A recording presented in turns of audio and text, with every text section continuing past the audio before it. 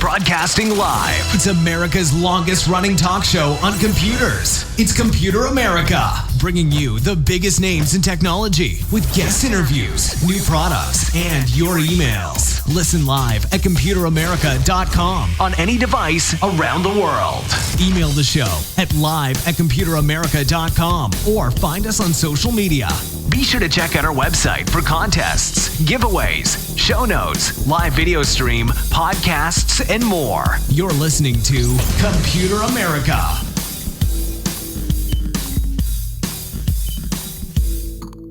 Hello and welcome everyone into the Computer America Show. We are the nation's longest running, nationally syndicated radio talk show on computers and technology. Everyone, we hope that you're doing well and you are ready for some Computer America.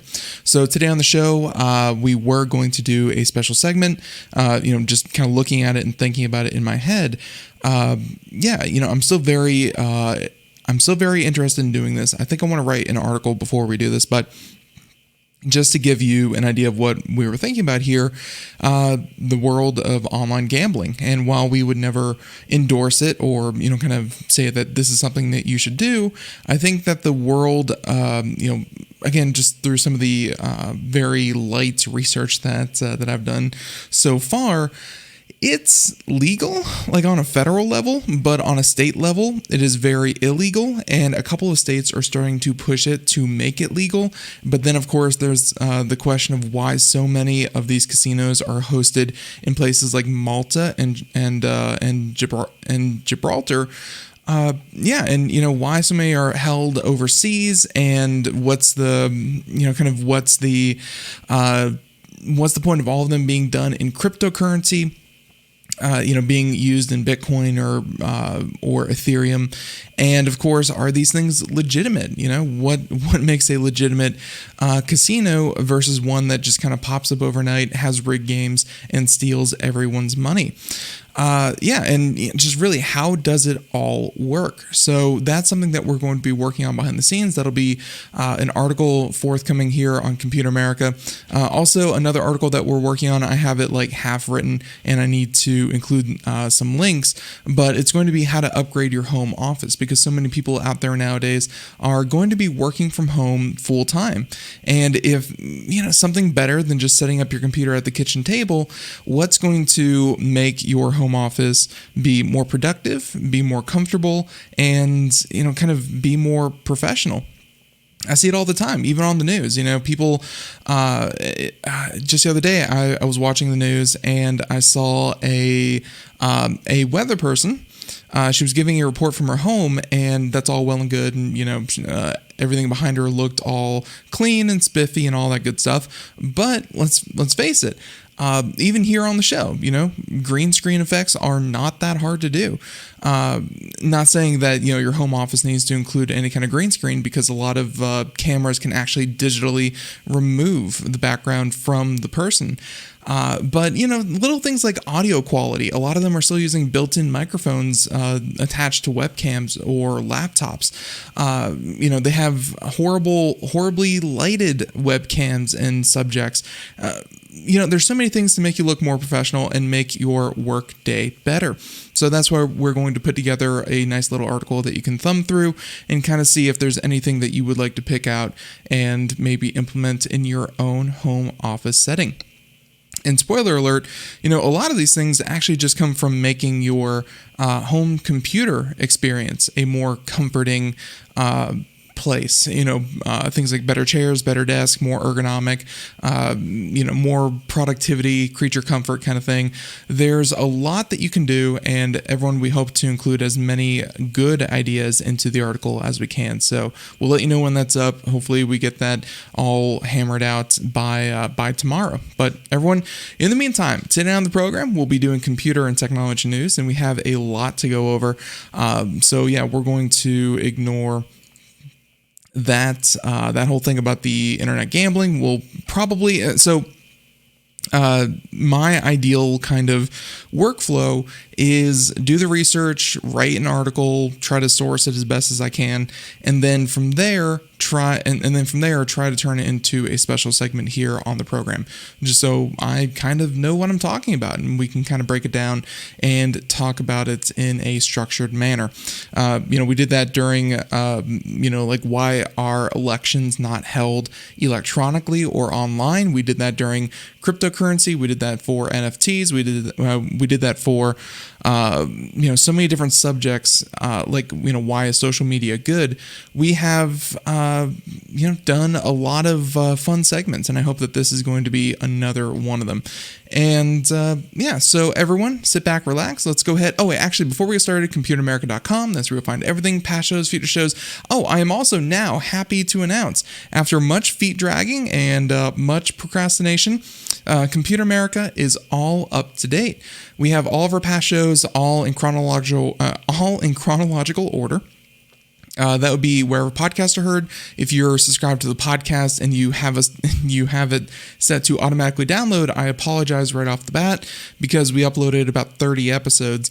But on the website, you can see all of them there. On the podcast, all 30 should be up there. And then, of course, the YouTube page, those are uploaded in chronological order, albeit they all say the same date because we can't go back and change the date that they were uploaded. But everyone, you can check that out, computeramerica.com. Find us on social media. Find us, wherever podcasts are heard. If you can't catch us live on IRN, then hey, the podcast, and of course, twitch.tv/Computer America as well, if you want the video portion. All that being said, everyone, let's go ahead and get started with computer and technology news.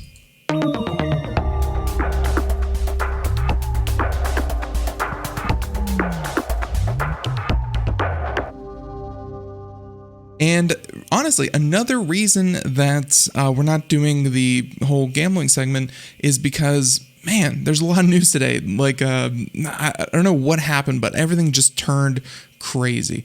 So let's go ahead and start talking about these.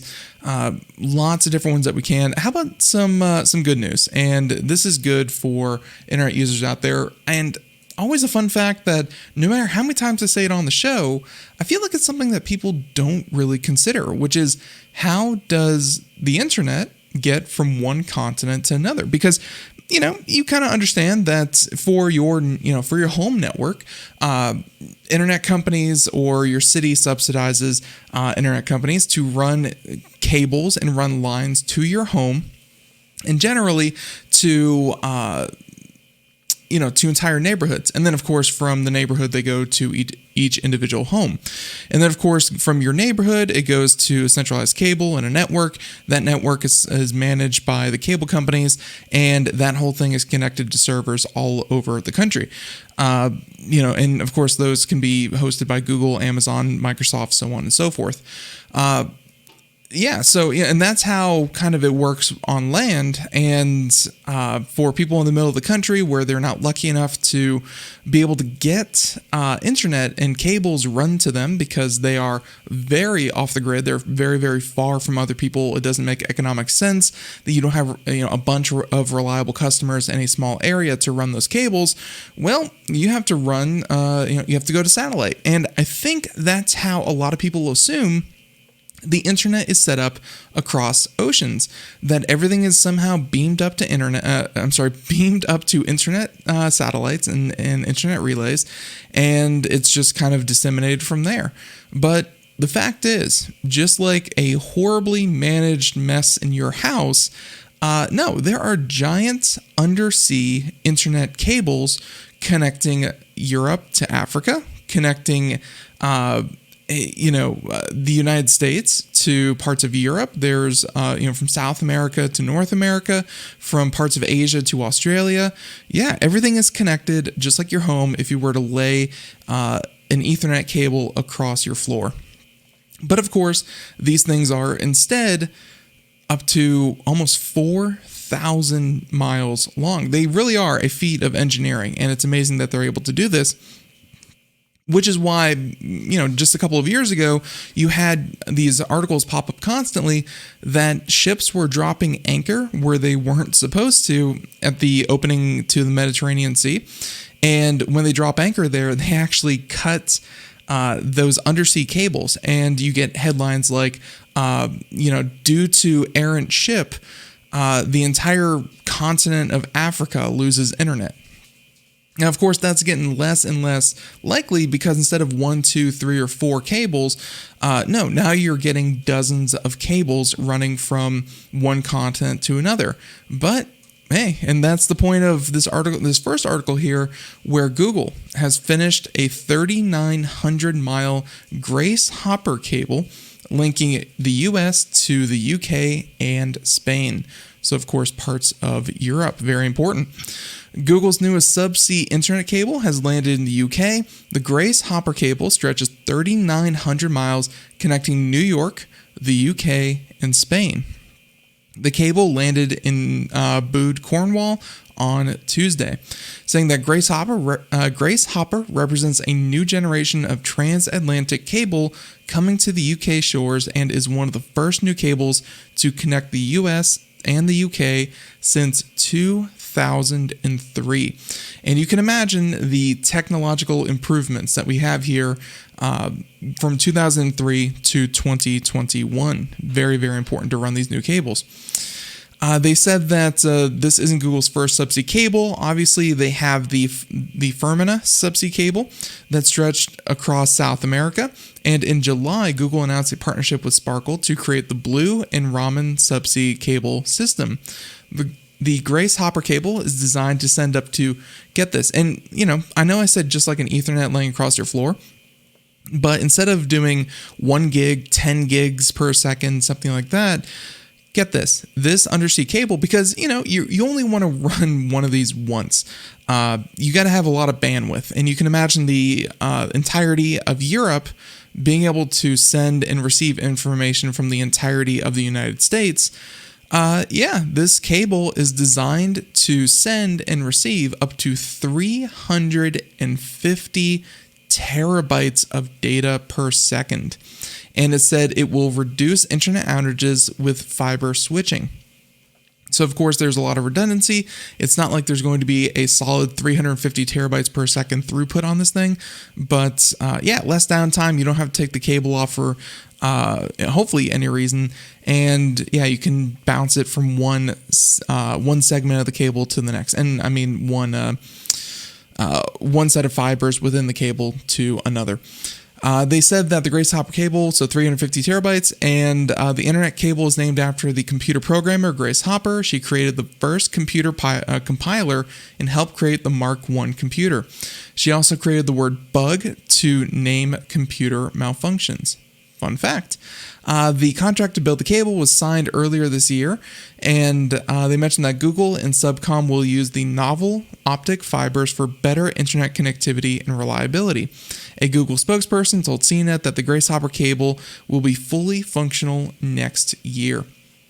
And you can imagine that when this thing comes online, there's a lot of benefits. Obviously, Google will be charging transmission fees, so this is part of their overall business scheme. If you're wondering why Google would want to do this, not that they hopefully would charge differently because they own the cable, but just because they get a certain commission for actually installing it and all that good stuff. But overall, Google wants to make sure that their customers in Europe and their customers in North America can communicate with each other and, hey, probably even store data or use Google services. So it makes perfect sense why Google would want to do this. And of course, Subcom, does this on the daily, but still very good to see in 350 terabytes a second.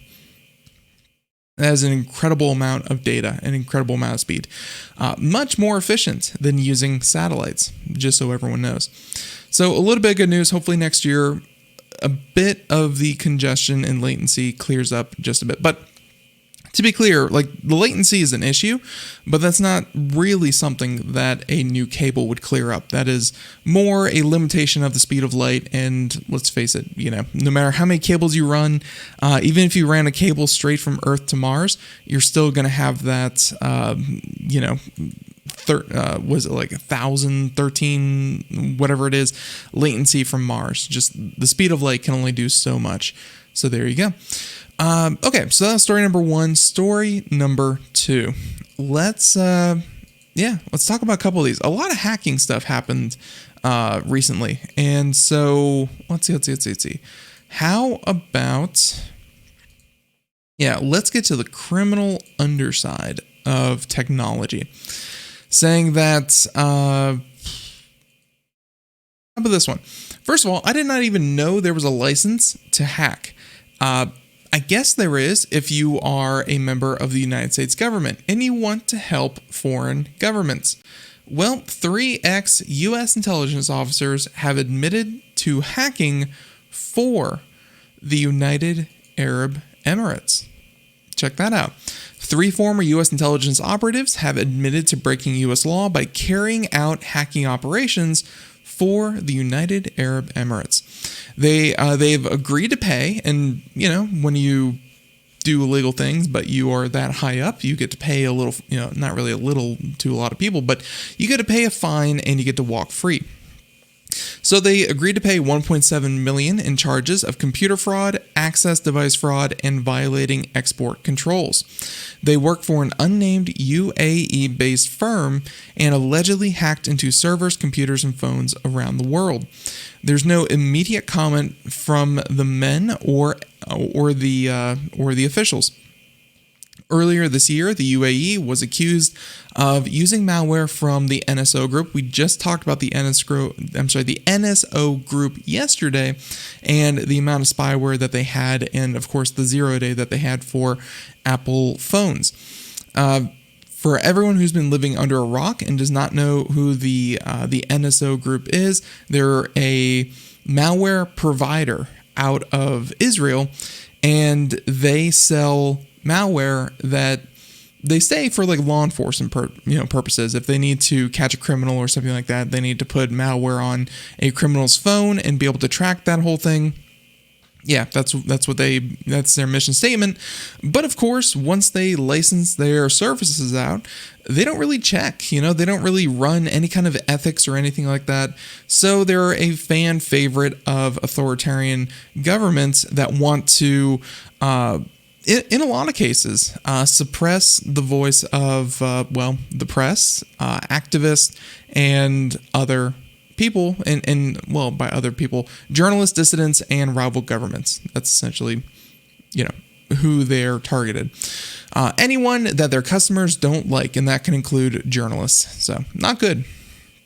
The U.S. Justice Department said that the former intelligence officers, and they give the names here, initially worked for a U.S. company that provided cyber services to the government agency in compliance with the International Traffic in Arms Regulation. The regulation required companies to obtain pre-approval from the U.S. Regarding a hacking operation and to agree not to target U.S. citizens and permanent residents or U.S. entities. In 2016, the 3 men joined the UAE-based company as senior managers and began carrying out hacking operations for the benefit of the UAE government without obtaining the required licenses from the U.S. So there you go. They instead of paying exorbitant prices by contracting with the U.S. military, they simply poached the skilled labor and gave them cushy manager level jobs. Over the next 3 years, it alleged they supervised the creation of 2 similar sophisticated zero-click computer hacking and intelligence gathering systems, Karma and Karma 2. Creativity and naming, not one of their skills. But for those who don't know what zero-click implies kind of what it seems like. They just have to send a link, and it's not so much that you have to kind of interact with it. It's enough that your phone, your computer, whatever it may be, just by the act of accessing it and formatting it and displaying it, allows the hacker to be able to inject code, take over a device, implant some kind of software just by the normal routine functions that an operating system would normally do with that information. So zero click means that no matter how safe you are, no matter how much you don't click those weird ads on your email account, it would still be able to target you. They said that the Justice Department said employees for the company had leveraged the systems to illegally obtain and use credentials for online accounts issued by U.S. companies. So essentially, they're in trouble, not so much for what they did, but because they were targeting U.S. citizens. And, of course, U.S. companies, probably the bigger offense here. They said that hackers for hire and those who otherwise support such activities in violation of U.S. law should fully expect to be prosecuted for criminal conduct. The Justice Department said it filed charges against the three men under the Deferred Prosecution Agreement that require them to pay financial penalties, sever ties with the UAE intelligence or law enforcement, and never again seek a U.S. security clearance. Honestly, a slap on the wrist, assuming that they were able to be paid and senior manager levels working for the United Arab Emirates for 3 years between three people. I mean, odds are they made a lot more than they were, than they were ordered to pay. So it's something, but it's not a lot of something. So essentially a slap on the wrist. Don't do that again. We won't trust you anymore, and stop talking to them. But by and large, we're going to let you go free. It's a crazy world out there that, hey, hackers for hire. Money talks. Let's talk about Facebook. This has been making the rounds today. I saw it yesterday, and I was honestly thinking about going back and updating our Is Social Media Good for Kids segment with it, because it seems like, we had to go through psychologists, we had to go through a lot of different organizations that looked into the effects of social media on developing health, and, hey, the research has always been kind of inconclusive. Some say it's harmful. I would say that there's a lot of empirical evidence. There's a lot of, kind of personal stories that relate that social media is harmful to young people's, not just mood, but self-esteem. It does cause issues when you have these these touched up, airbrushed, highly paid celebrity influencers staring them in the face all the time that, hey, this is what you need to live up to. Social media can be a very dangerous thing, but it's also been proven to show that it helps you stay in touch, socialize, and has a lot of other benefits. Well, Facebook in particular has been doing their own research, and I should say Instagram. Check this one out. They say that Facebook-owned Instagram has been criticized for keeping secret its internal research into the effects social media had on teenager users. According to the Wall Street Journal, its study showed teenagers blamed Instagram for increased level of anxiety and depression. And I'm sure that these were done through internal surveys. How did this post make you feel? How does it make you feel? So on and so forth. They say that campaign groups and MPs have said it is proof that the company puts profit first, which no one has denied. That's something that Facebook has always been about. Instagram said that the research showed its commitment to understanding complex and difficult issues, essentially saying, it looks bad, but hey, at least we're paying attention now, right? The Wall Street Journal's report, not disputed by Facebook, finds and here's a couple of key points. A 2019 presentation slide said that we make body image issues worse for 1 in 3 teenage girls. I would assume that the other 2 out of 3 teenage girls are not even on Instagram. I can't imagine looking at literal model, like those are the people that go viral. Those are the people that, either paid for promotion or run these weird sites. The people that get the most views, reach, are put in front of the most people are the most drop dead gorgeous and honestly unrealistically obtainably attractive. And I can imagine someone who is just either wasn't aware or just becoming aware of body issues. Yeah, I can definitely imagine. So a 2019 presentation slide said that we make body images worse for 1 in 3 teenage girls. And of course, these are from internal Facebook documents. Another slide said teenagers blamed Instagram for increased levels of anxiety and depression. In 2020, researchers found that 32%, so again 1 in 3, of teenage girls surveyed said that when they felt bad about their bodies, Instagram made them feel worse. Some 13% of UK teenagers and 6% of users surveyed traced a desire to, kill themselves, not good, to Instagram. And that's, again, just in the UK, but of course in the US as well. Instagram conducted multiple focus groups, online surveys, and diary studies over a number of years. In 2021, it conducted large-scale research of tens of thousands of people that paired users' responses with its own data about time spent on Instagram and what was viewed. By the way, a lot of this research, there's another article about TikTok, and it really does apply to Facebook and Instagram as well. Think about this. Instagram wants to explore a world where kids under the age of 13 get access to Instagram. Remember, they started exploring that idea after seeing how detrimental it was to kids in their formative years.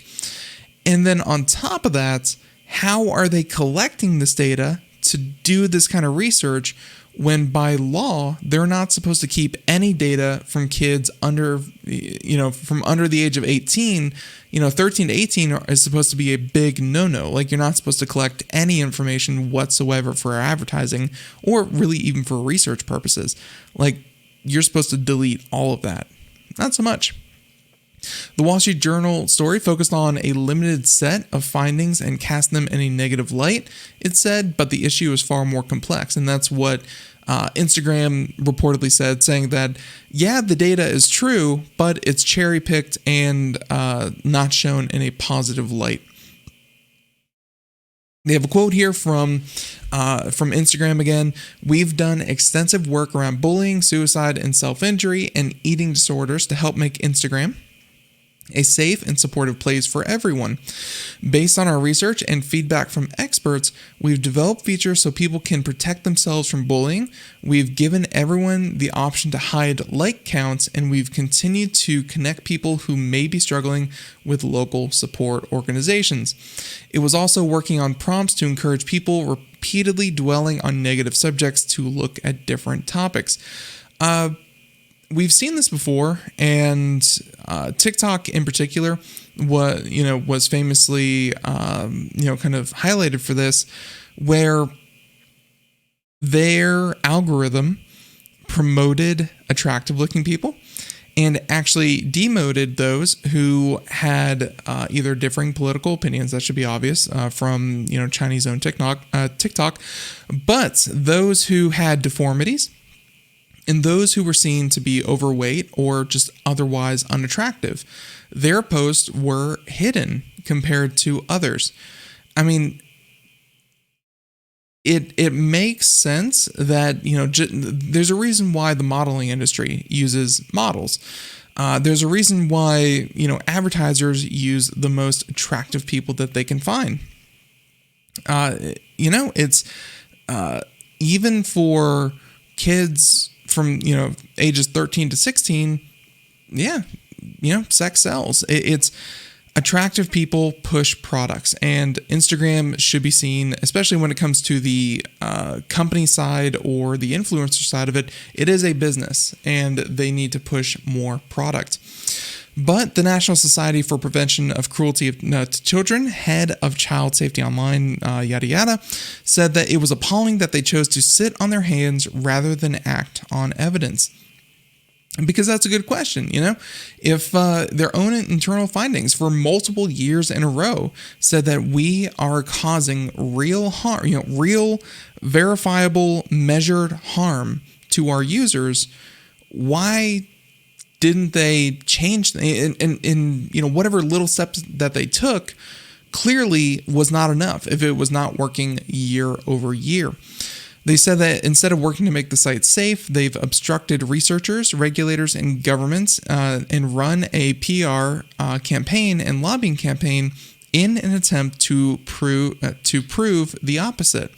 Much like, honestly, this sounds like the tobacco industry and the sugar industry, kind of laying the blame on other parts of the, on other parts of the American or diet or whatever, when it comes to sugar, saying it's not sugar or processed sugar or refined sugar. No, it's actually fat. Fat is the issue, and that's the problem. And of course, we now know that not to be the case, but yeah. It's happened before. The Wall Street Journal Facebook files investigation has exposed how the company time and again puts profit before harm.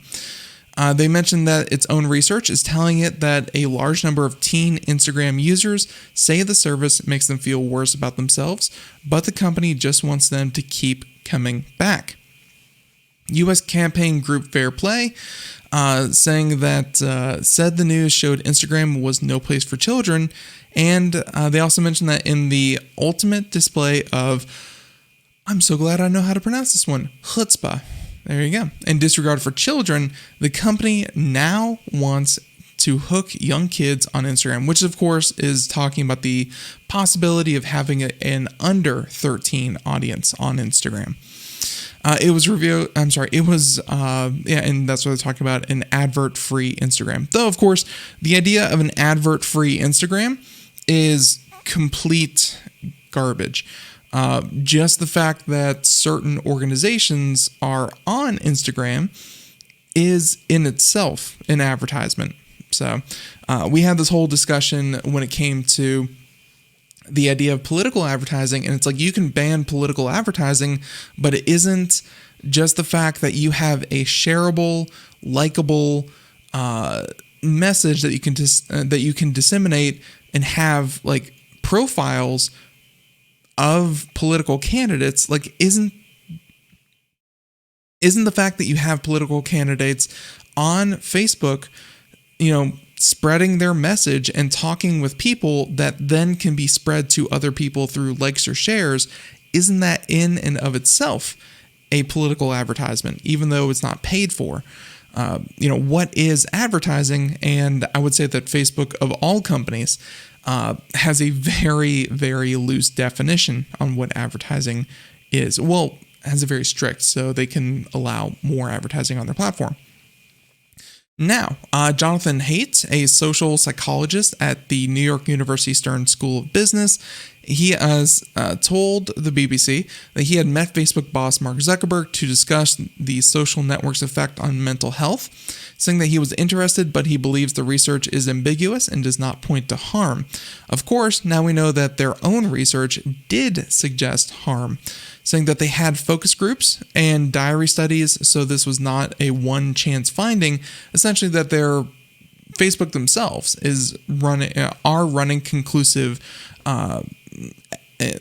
are producing conclusive evidence that it is harming their users, and they're saying that I wouldn't expect them to come forward the first time they find evidence and harm and say, oh no, our product is harmful, but if they have multiple sources of evidence and there is evidence outside the company as well, then the picture is pretty clear. saying that the platform encourages children to post photos of themselves to be rated by others, including strangers around the world. And if this is the business model, there is no way to fix it, which is a very interesting idea. Like, what is the point of Instagram and Facebook? It's not just to connect with close friends and family, because if that were the case, you would not have public-facing profiles. You would not have that kind of discoverability. And honestly, the ability to share would not even really be it, because it's not even so much that, oh, I want to share pictures of, my close family. Like, if those pictures were meant to be shared, then they would already have access to them. The point of social media is to connect with everyone and to have content be put in front of as many eyeballs as possible. And then, of course, for businesses, for their information or their ad to be put in front of as many eyes as possible. The point of social media is to get you hooked, get you to come back, get you to look and engage. It's not just enough to look anymore. Now you have to engage. You have to prove that you are seeing and interacting with what you're seeing. And yeah, for a young person, I mean, that is addictive, looking for a sense of self-worth, finding, creating your own personality and creating your own view of yourself, and seeing the ability to, my friend here got 20 likes and I got 5. I mean, that's going to be a huge blow. And of course, that's not going to be fixed. That's, they're trying little things here and there to hide likes and that kind of thing. But by and large, the point of social media is to be noticed. And the more people are not noticed, because let's face it, man, with almost 2 billion daily users, no one is going to be noticed enough. That is just the whole, that's just the hard truth of it. And it's going to weigh heavily on some people. So, because you're never going to measure up to those who do make it, and those who do pay and have those techniques to get noticed. It's pretty crazy, and it's also, it's crazy, but at the same time very predictable that Facebook would have their own research, and it just is not, being followed. So, there you have it. You know what? Yeah, let's pile on Facebook just a little bit more, because at this point, the company can do no right.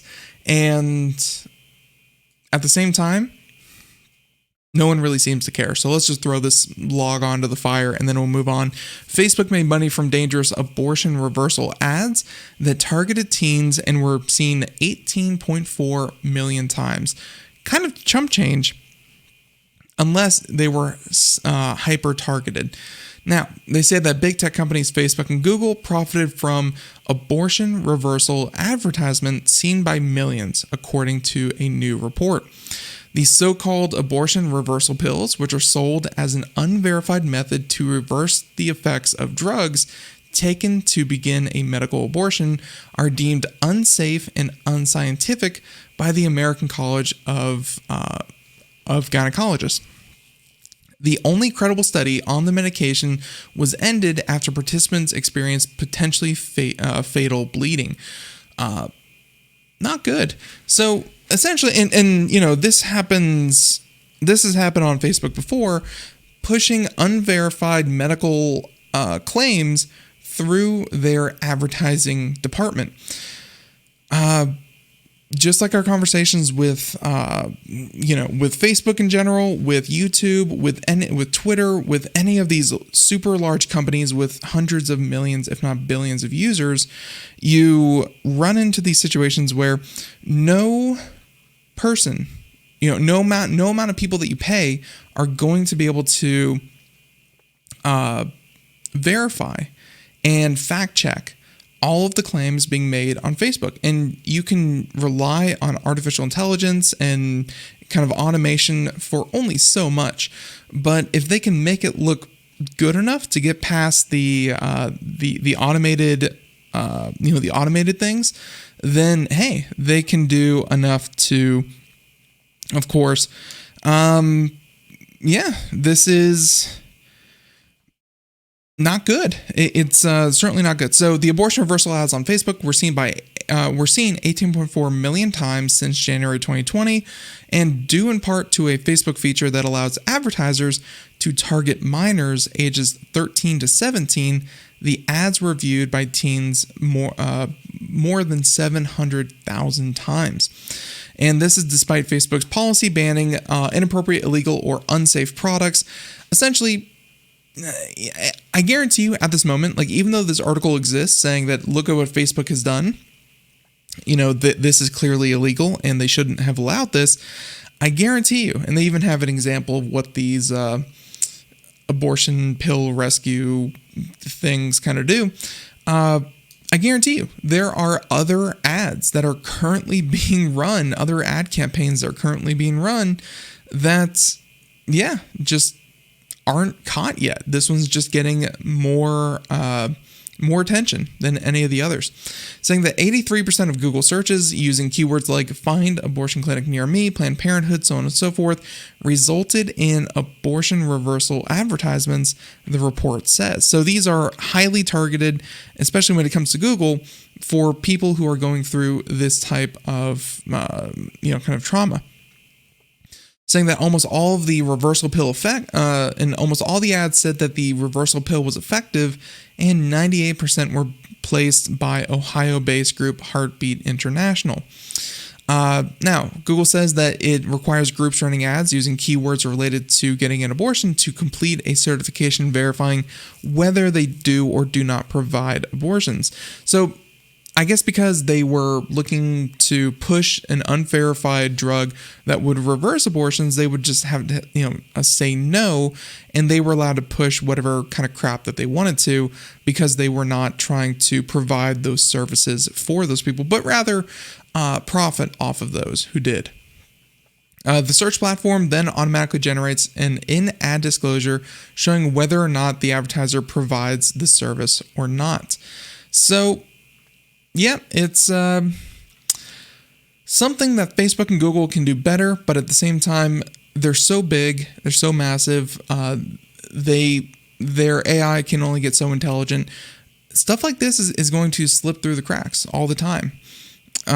It's only going to become more common, and I'm curious to see what the next one is going to be, because I guarantee you the next one is currently being spread on Facebook or Google right now.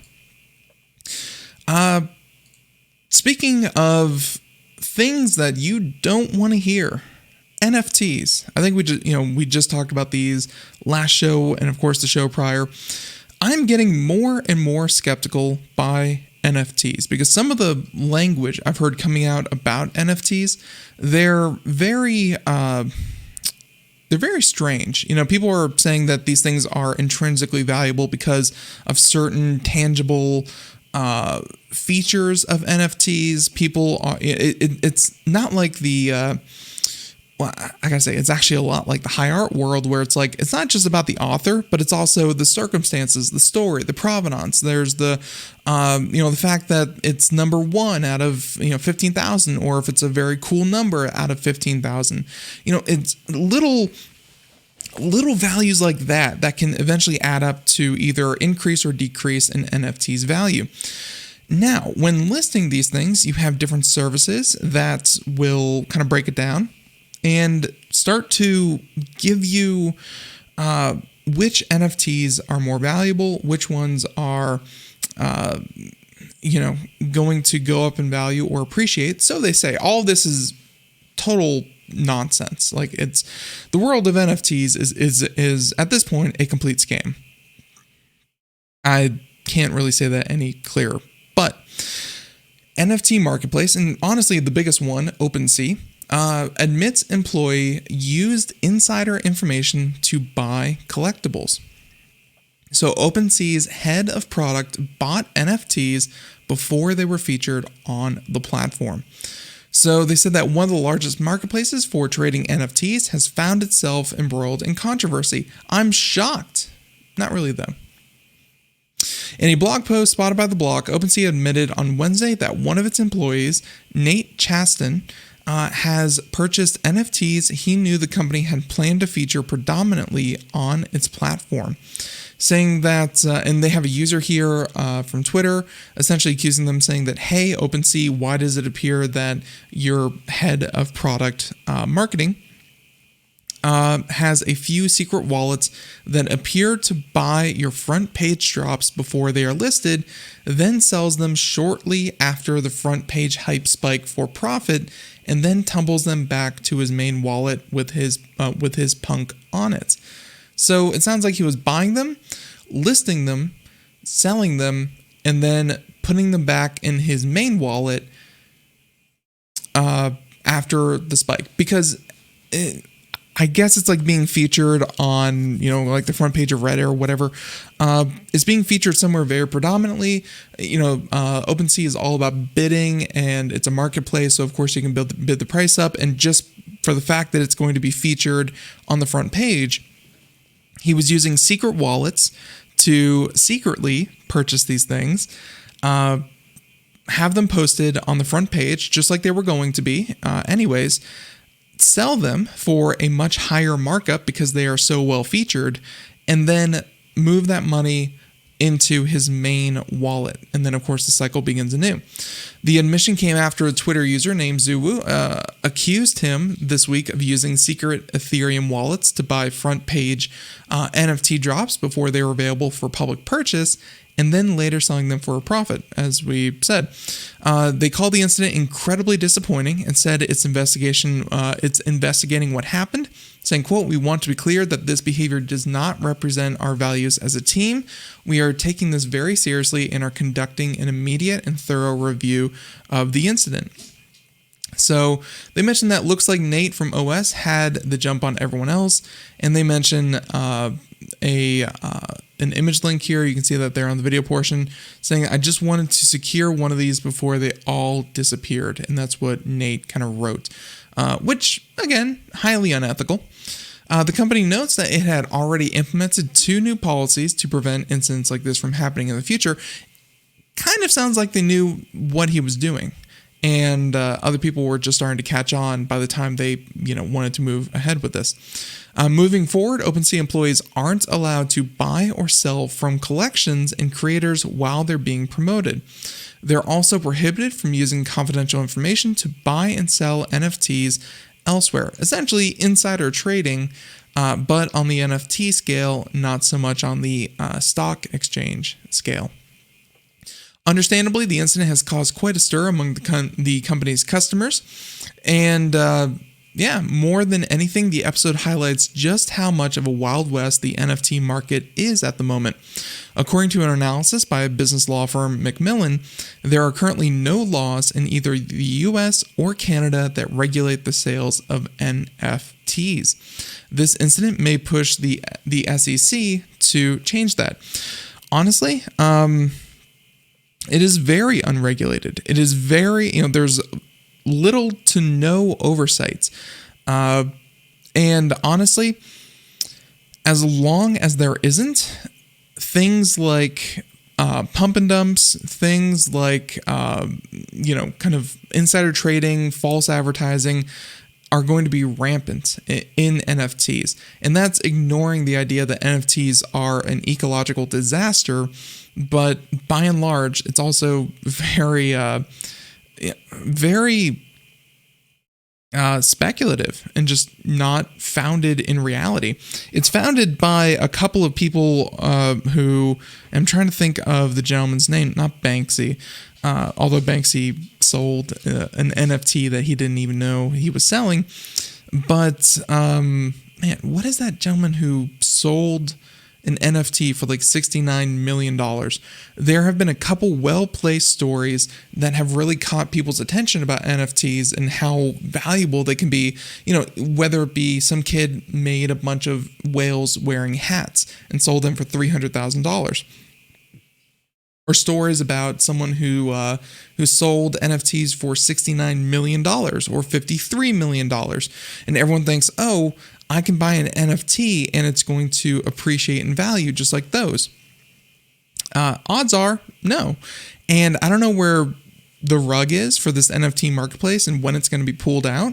But yeah, there's a lot of not good business practices going on with this whole thing. So we'll have to see. It's the Wild West is a good way to describe the behavior there. Okay, there's that story. We have time for like one or two more if we hurry up. Unicode. If you don't know that, that's the standard behind emojis. And of course, just communications between phones. Think like SMS. Well, with Unicode 14.0, you're looking at 37 new emojis. And this is one where the video portion is going to come in handy. You can see a couple of them here. Unicode 14.0 adds 37 new emoji, including melting face and beans. And I gotta be honest, the melting face looks pretty good. I like it. As climate change kind of warms up, I can see that kind of being a good reference to, how you doing? And you're melting. Here you go. Following a pandemic-related delay, the Unicode consortium has finalized Unicode 14.0, and you can see a better example of it here, including, yes, it actually made it in. There it is right there. I don't know why I'm laughing, but the male pregnancy emoji has also made it in.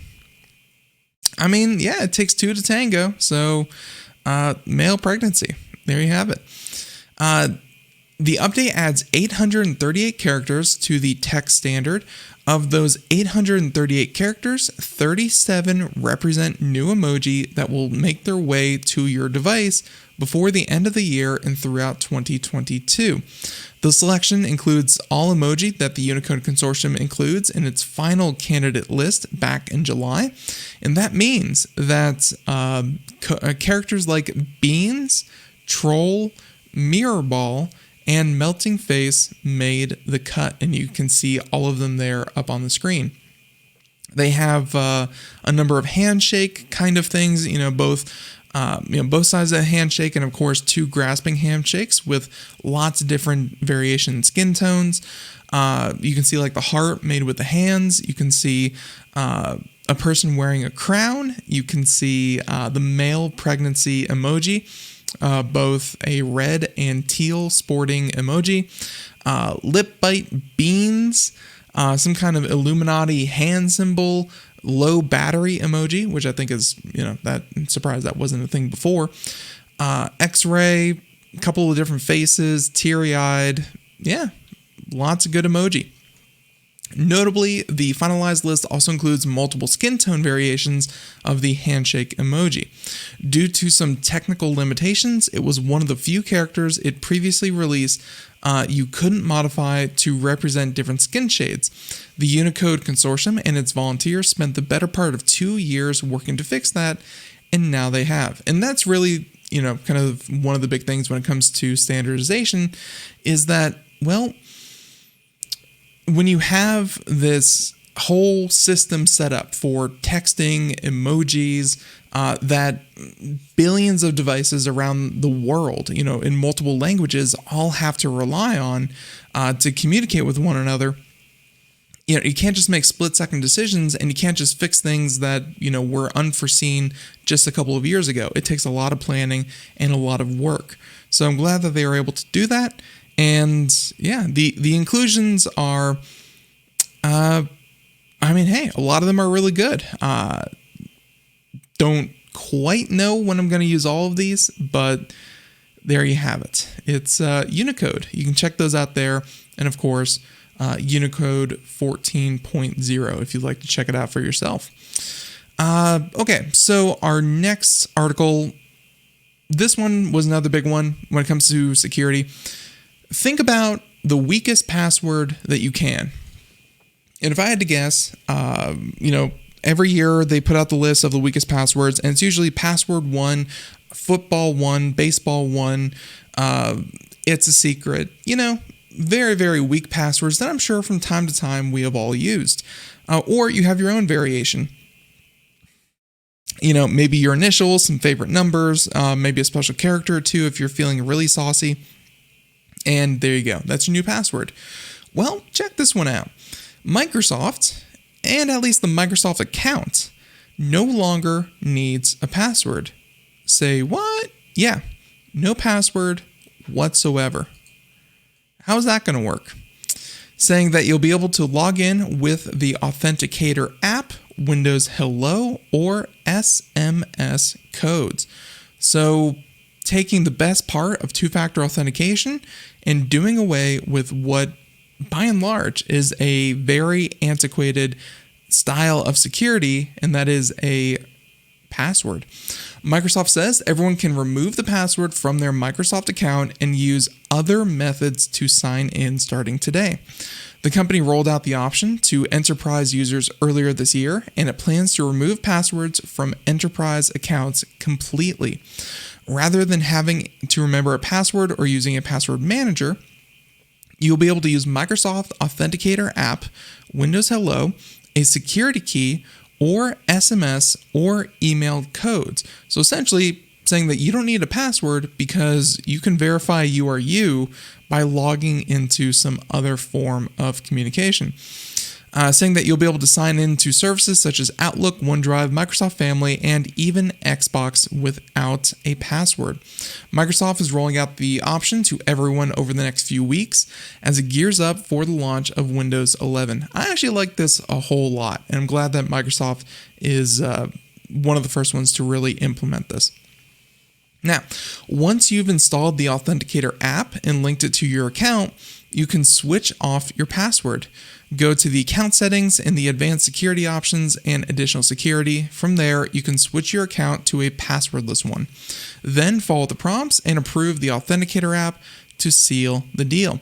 You can reactivate your password at any time, but other login methods may be far more convenient and secure.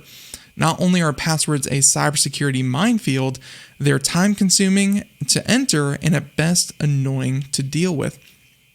Which, during our cybersecurity segments that we have here on the show, whenever we hear about a new problem popping up on, a large database, government agency, large company, just individuals in general, it's because the human brain is not really designed to remember anything longer than like 8 characters. Like that's why phone numbers in the United States are 7 characters long. It's because that's about all the human brain can remember.